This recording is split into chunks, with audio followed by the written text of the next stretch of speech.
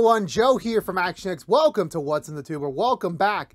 If this is your 5th Doom Patrol Season 4 episode review, our final review for the year 2022. When we come back next week, it'll be 2023. A whole new year of reviews is coming out. And for Doom Patrol, honestly, they're ending their weird penultimate first half of the season finale honestly really strongly. It definitely, I'm starting to get more of the bigger picture now. This definitely was a good episode for in terms of like, not exposition, but like, we're still having fun. We're still having the traditional Doom Patrols on the off the rails as always, but we're also getting more details of filling in like, what is the whole Immortus plotline going to be like, and you know, where does that leave our characters in terms of doing so. And it's kind of smart for them to tie in all the pieces now, especially with the last episode being the standalone Dorothy episode and how she's going to get involved in the storyline eventually. I'm not sure if that's going to be next week or like whenever we come back with the second part, but it definitely is like, okay, now we're starting to get more of an understanding of things, and this is where like things can really truly begin. So it takes a little bit of a while to get going, but like now that we're starting to get more things, and it also really does help out the characters a little bit more in terms of like their history. But I'll get more into that in a bit. But regardless, I think this was the best episode of the season so far. It definitely was the most intriguing one, and I can't wait to see what next week's episode, which will be the mid-season finale, how that's gonna leave things off for the first half, and where we're gonna like pick things up when we come back later on in 2023 for the second half. But with that being said, let's go for the Butcher recap and talk about this week's episode of Doom Patrol. So we begin. I initially thought, because the way they recapped this episode, I thought, oh, are we just going to get part 2 of the Dorothy storyline? That's kind of like the way I was expecting it, but no. We're back in the manor. Larry's doing some sort of weird meditation to try and summon back the negative kid, but it's not showing back up anywhere.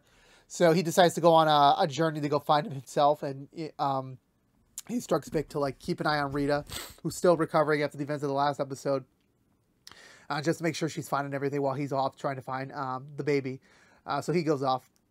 Eventually, once he leaves, Willoughby shows up out of the blue to let them know, like, okay, I'm here for a reason. It's I got to fill you guys in on this like big apocalyptic threat that's coming. So he brings everyone in. Well, I forgot there was a scene where Jane was smoking some pot.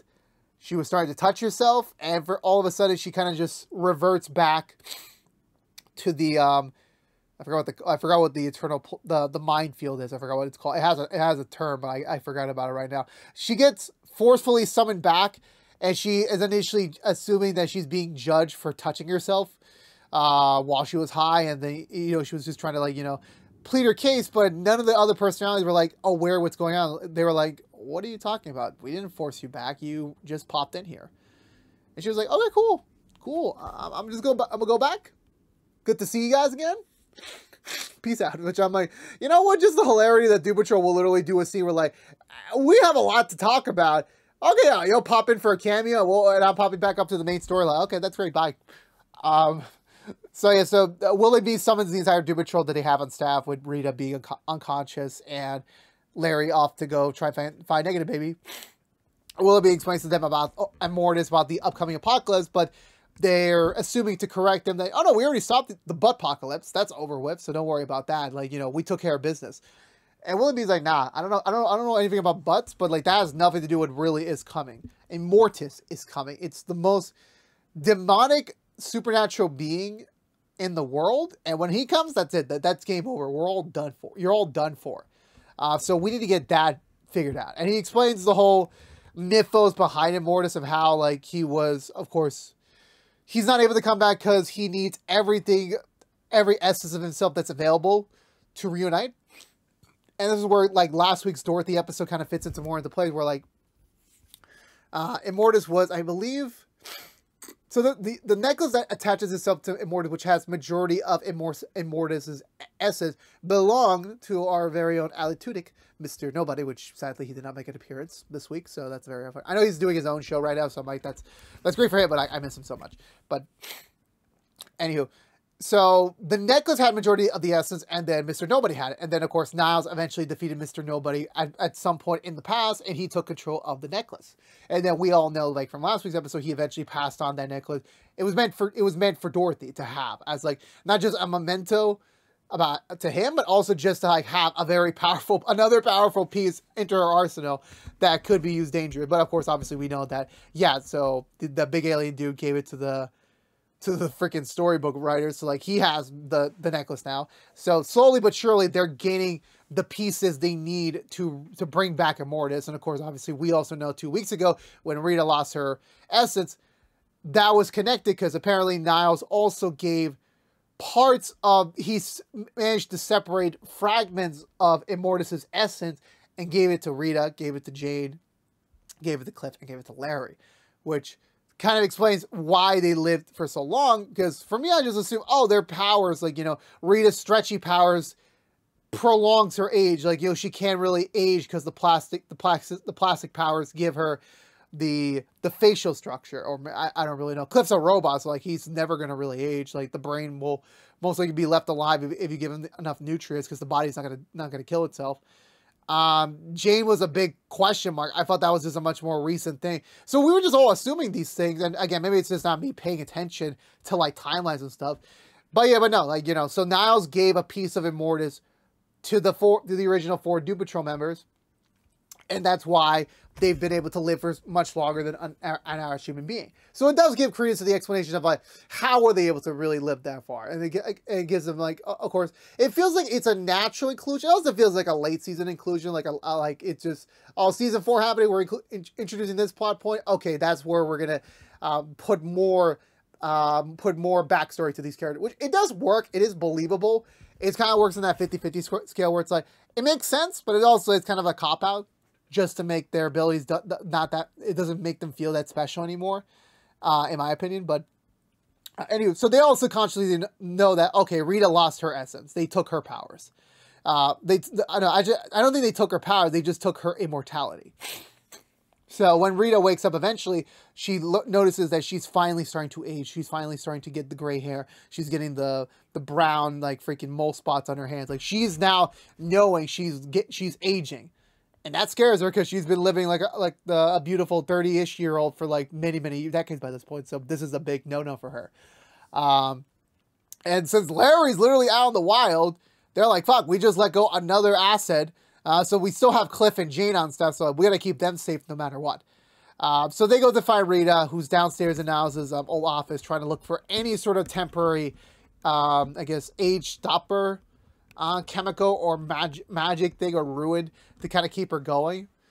But no, she finds this experimental one, which literally says on the box, it's experimental, do not touch, it's untested. She takes it, and then Cliff surprises her. She drops the chemical, and so the chemical releases itself into a gas form, and everyone except, once again, Roger, inhales it and suddenly gets into like these weird clothing that's like really dated.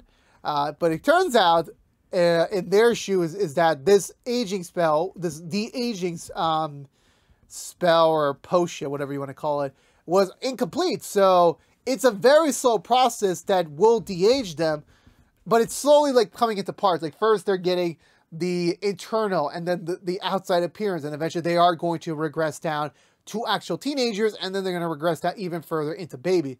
So it's kind of like that Family Guy episode where like Stewie's going backwards in time. Like eventually they'll just cease to exist because they wouldn't exist anymore. So they're under a time crunch.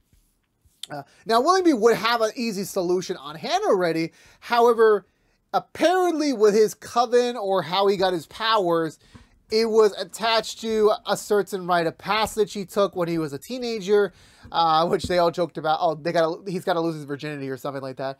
And how that turned out to be is like, well, okay, regardless of that point, he needs to go find this other witch who would assist him in this rite of passage, because by this point in his age, he hasn't done it yet, so he doesn't have his magical abilities anymore. So he can't do any sort of like extra shit to like get them there. So they have to actually travel there by car, which of course Cliff has a new car, so like it'll definitely assist them in this matter. So they head out there, and again, like considering their motivation, they just completely forgot about Larry, who's wandering the woods.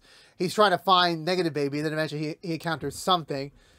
And then he gets knocked over to this weird connected flashback, and we see the guy from 2 weeks ago who played Bloodwork, I think it was Bloodwork, or I think it was Bloodwork. The actor who played Bloodwork in The Flash, who played a different character in this show, his name is Mr. 104. That's what we're just going to call him for now. It's a flashback on him where he was, I guess, taken by, I forgot what it was, the Bureau of something, the Bureau that the Doom Patrol are connected with. They took him. He has powers where he can control particles or the elements, and they're just testing out his abilities, seeing like what he could do, what's the potential with these powers, and that's kind of what they're trying to figure out at the moment. It turns out once he returns back from the flashback world, he finds Mr. 104 right in front of him, and he has negative baby. He has it inside of him, not by choice. It's stuck in him, like he can't get it out, and he's been trying to get it out, but it won't come out of him. So they're trying to figure out what's up with that. The Doom Patrol's latest road trip continues. They hit over a gas station, and yeah, their teenage personas are hitting in. Vic is asking for food. Wallaby, I think it's Wallaby. Is it Wallaby? I don't think it's Wallaby. It's Willoughby. Willoughby is acting just more and more like, emotional because of his testosterone. And Jane and Cliff are once again just back on their regular bullshit, this time at a younger age. Yeah, so, and immediately they were tasked to like get supplies and get food and such. And they just immediately decide to go smoke weed with some nearby people. And they all start like really acting like teenagers. You know what? Fuck the mission.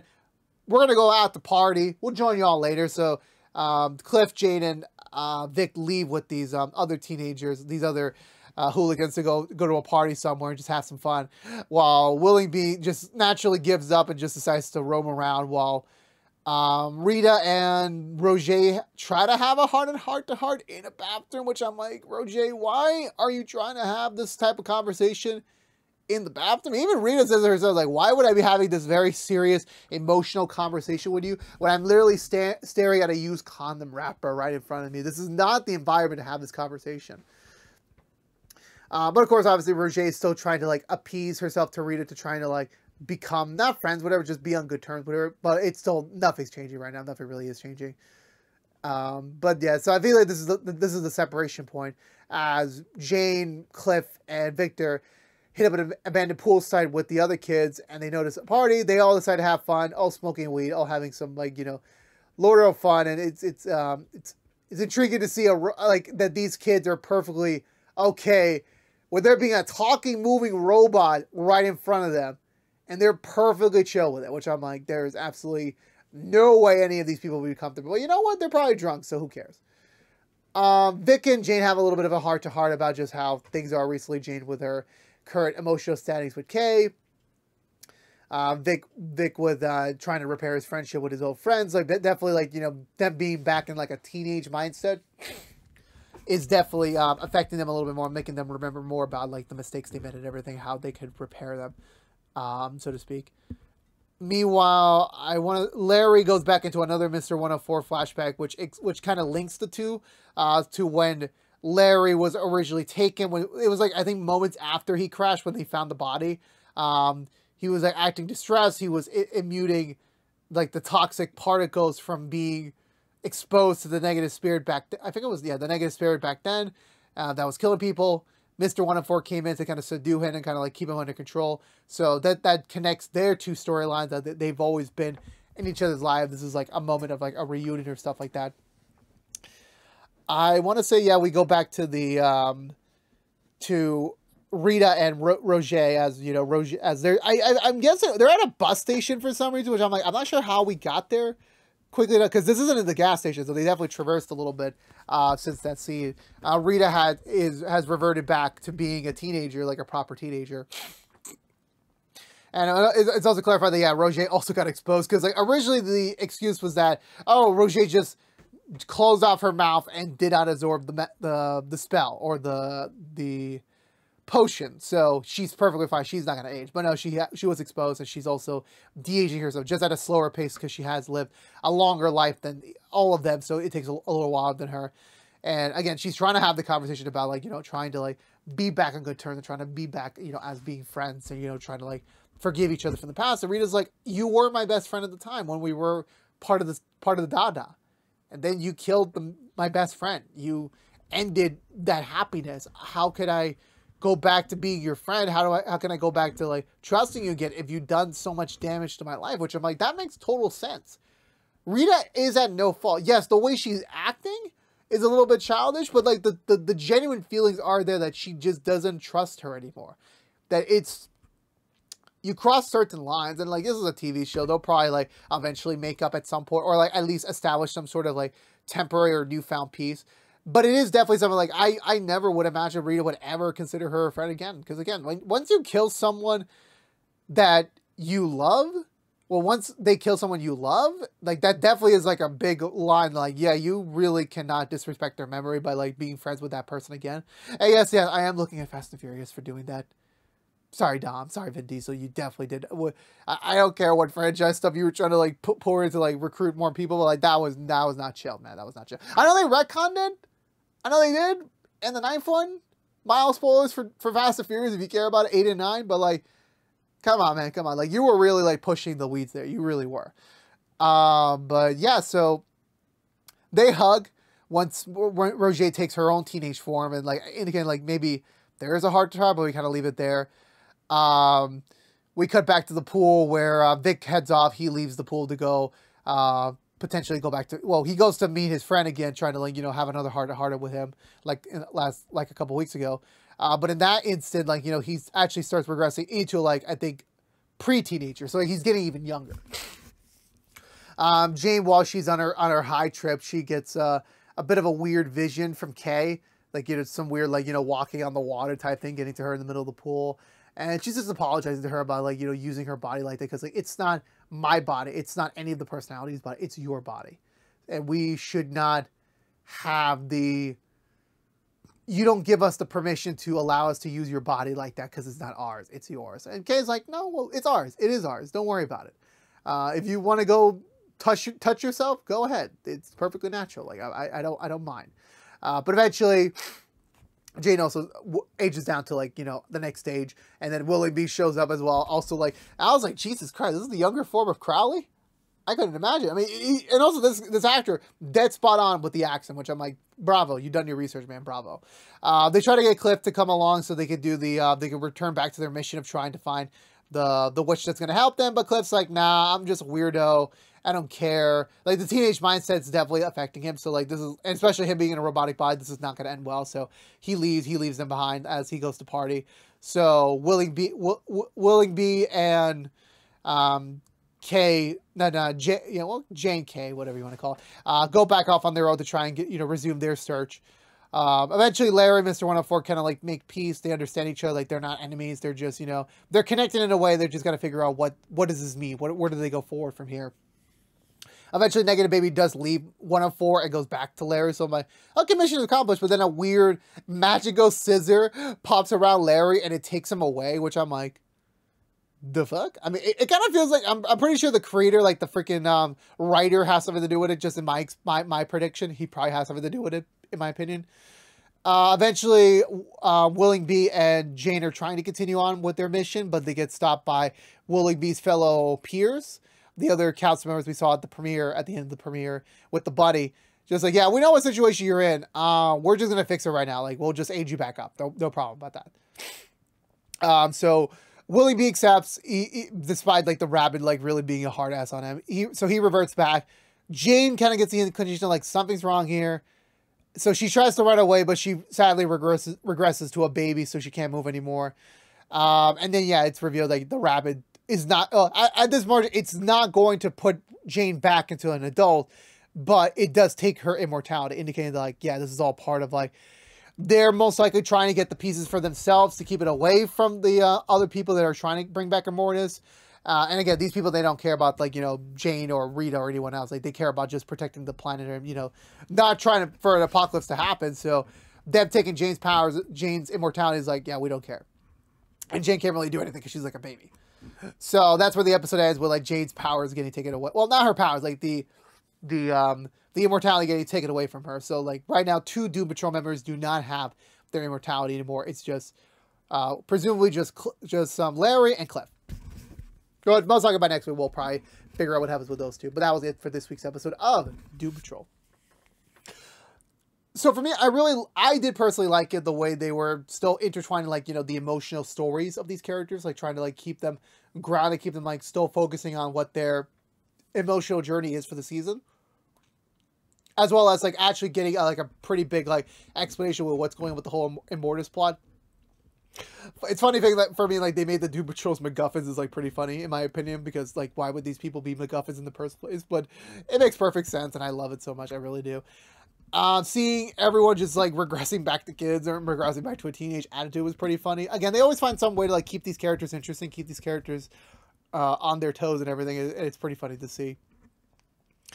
Whether Rita and Roger will actually make up and like actually become friends again, I don't really know. That hug can mean anything. It could just even be a pity hug. Like, Rita is probably not out of her realm to do a pity hug. Larry has not had much fun this season, and I really feel sorry for him, but hopefully they'll figure that out for him soon enough. And yeah, like I'm really curious to see how does the mid-season finale leave us? Like, how do we end that first half and then we come back? Like, how do we, like, do they just get all 6 pieces, or is the entire Doom Patrol is going to age up? Is this the end? It kind of seems like just in case, because like, as many people know, like DC is going through a changeover, HBO Max is going through a changeover, so we don't really know if Doom Patrol will come back after this season. So they're kind of just like it kind of seems like for me like they're wrapping it up. So like they could just take away the immortality and just like have them age and naturally die as like a way to end the show. Maybe I'm just speculating here. I really don't know. Like I would want this show to continue if the quality's still there. So I really don't have a problem with it continuing. It's just the way of like just talking about immortality, talking about death and life. It's like it's just kind of giving me like final season vibes a little bit. And it's probably just in case scenario, but we'll see how that all goes. But for me, I'm giving this episode 2 thumbs up. I enjoyed it quite a lot. Let me know in the comments below what did you think of this week's episode of Doom Patrol.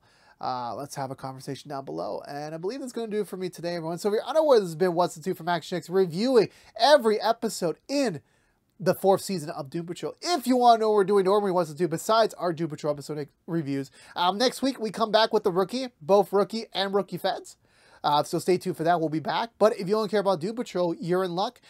Next week is our final episode review for now, as that will be the end of the first half of Season 4. We will come back at some point in 2023 with the second half. But until then, yeah, you'll still have one more episode review next week. So stay tuned for that. But again, this has been What's the Two from ActionX. Please subscribe to us on youtube.com/ActionX videos. Ring that bell for notification when our next episode review is live. Please also like, favorite, share this review if you want to, as well as follow us on social media. But until we see each other again, for all you members of the Fan Patrol out there, I'll see y'all next week for the mid-season finale. But until then, stay safe out there, be good to each other, and as always, peace out.